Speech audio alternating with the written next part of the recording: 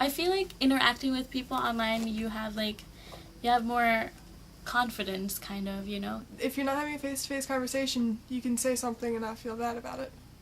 If I curse you off right now, I can see on your face that it's going to hurt you and that's going to kill me. If I curse you off on Facebook, I can be like, oh, I'm just in a bad mood, screw it, I'm going to curse you off and there's not going to be any consequence to me. I feel like online you can totally, like, be a totally different person. And when it's face-to-face, you kind of, like, you deal with people's emotions, people's facial expressions, and, like, I don't know, it's just different.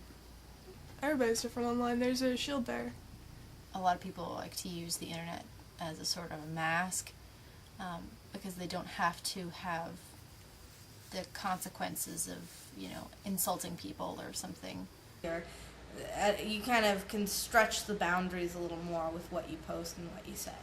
Personally, I try to be the same person all the time. Like, I don't like saying one thing online if I wouldn't say it in person. Like, I have friends who are one way in person and then they come off on online as something completely different. Do you feel like sometimes there's like a set of social rules that people follow online but don't necessarily follow offline, or vice versa? I think they have more they're more careful about what they do online for everyone else to see. I think there's kind of an unspoken rule. A lot of times people just face to face will say things that just slips out, they don't mean it. I think it's differently when you're about to write something to somebody or type it. You have that opportunity to go back and delete it. I can sit here and say, well, I don't like so-and-so because of this. But if I post it on Facebook, it's there in text and everybody can see it. And they say, they lecture you all the time, like, what you put on the internet isn't private. And that's true. And if I said it on the internet, I didn't care if it wasn't private. So it's like, it's totally inappropriate to say something about somebody else that's unwanted on the internet or on a social networking site. But it's acceptable for me to sit here and gossip with you about it, but I can't do it in a public area. Relationship statuses are pretty big. Like, people take them seriously. Like, if you're in a relationship with someone and you change it to single or it's complicated, like, you're gonna have a problem. Are there certain things that are okay to do online that you wouldn't do in real life, or things that are okay to do in real life that you would never do online? I don't know, liking your own status is I'm not really sure why, but I mean, obviously, I guess if you post something, then you probably like it. Sometimes, I guess, like, in high school, people would, like, say things on Facebook, like, oh, I hate so-and-so, and they'd be so bold to put on Facebook, but then in real life, they wouldn't have anything to say to someone's face. I feel like it should be to the same extreme. Like, if I'm going to bash somebody in real life, it should be just as bad if I bash them online. Oh, there's so much happening on there that really shouldn't be. One of my friends had a page made up about how much she sucks, and that was, 3 weeks ago. Not really. People, take advantage of Facebook a lot. They just do whatever they want. You don't, yeah, there's nothing really that you don't do. I feel like people just put whatever they want up and do whatever they want. When you add someone from offline, do you sort of check out their social networking page after you've met them? Yes, we like to call it Facebook stalking. Yeah. I'm the creeper. Yeah. It's just kind of like, hey, I've met this person, and they gave me their Facebook account or whatever their social networking account was, and it's kind of a glimpse into more of who they are as a person, what they're willing to put onto the internet. Because once it's on the internet, rarely can you get it off. Yeah, I'm a Facebook creep. What is it? What does it mean to creep? Yes. I Facebook creep. I try to, every person I've ever met who I want to know more about, the first thing I do is go on Facebook and try to find them. What? You said Facebook creeping. What do you mean by Facebook creeping? To randomly just go on someone's profile picture and look or their profile in general, and look at who they've added as a friend, what they've done, their new pictures, who they recently became friends with.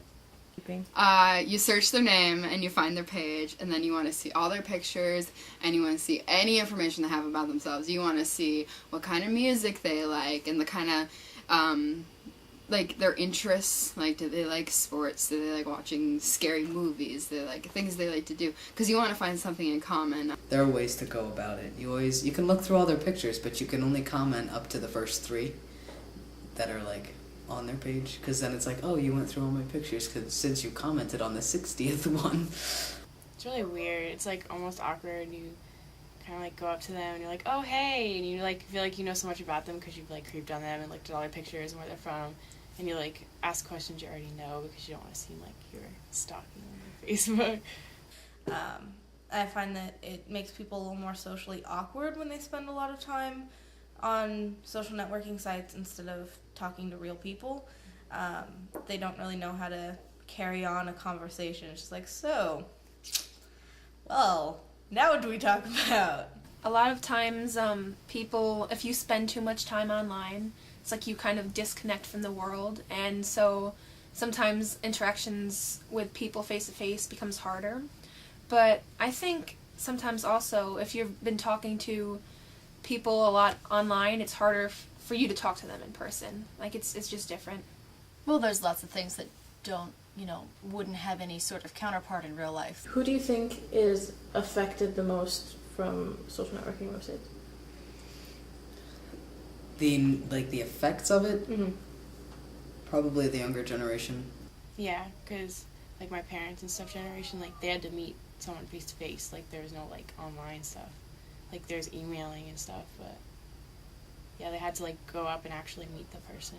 I think our generation is just at the like cusp of it, and I feel like my brother is 12 years old and he already wants a Facebook.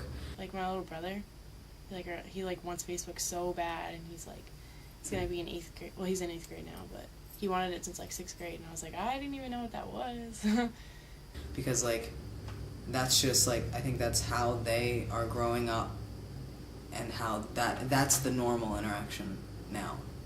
And where when we were younger it was like, go play with Joey down the street. Now it's like, oh, let me friend request so and so, and like, oh, look at who so and so is dating. And I feel like it's bad, but I think that the younger generation, the upcoming generation, is the one that's affected most by this.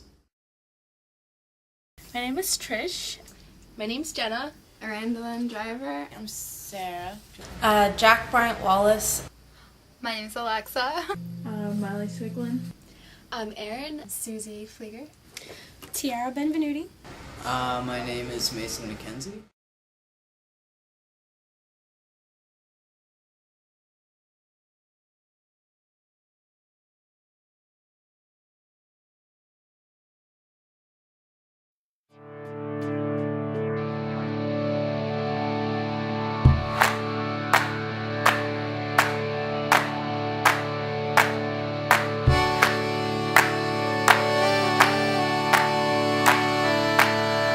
Running in the sand, living on the land. The salty breeze was in our eyes. We stood beneath the dragonflies and danced all night.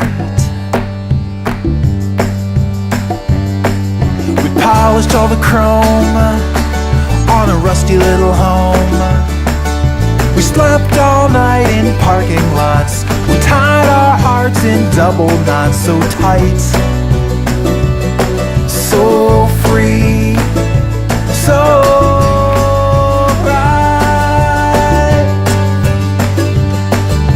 Remember when we were just cherubs in our tender skins, waiting patiently for love.